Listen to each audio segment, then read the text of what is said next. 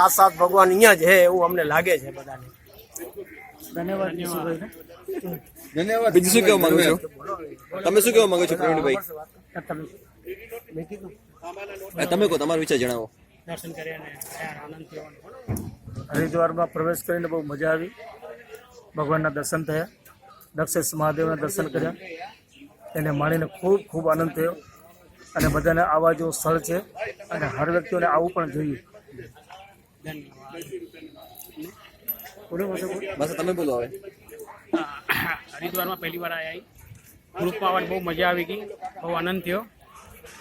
ગ્રુપમાં ભેગો બહુ ફરવાની મજા આવે અને હંમેશા ગ્રુપમાં ભેગી તો એન્જોય કરવાની મજા આવે. અને જે નથી આવ્યા એ પછી પછતાશે વાંહે. હા, અને એ પછી બીજી વાર આવવાની કોશિશ કરશે અને વળી એને ભેગા થશું સંજોગ જશે તો. ધન્યવાદ. બધું કહ્યું છે બધા, એટલે અમે બધા અહીંયા ફરીએ છીએ અને બહુ મજા આવે છે. ભગવાન દર્શન કરી છીએ. તમે આ લાભ પહોંચાડી દઈજો. બીજી વખત કોશિશ કરજો આવવાની. ધન્યવાદ. યોગ મંડળ બહુ સારો પ્રોગ્રામ કર્યો. આને લીધે બધા સાથે આવે, મજા આવી. એક બે તો બધા આવી પણ ભેગા આવીને મજા જ અલગ છે. બહુ સારું કર્યું યોગ મંડળ. ગ્રુપમાં ફર્યા. તમે કાંઈક બોલો.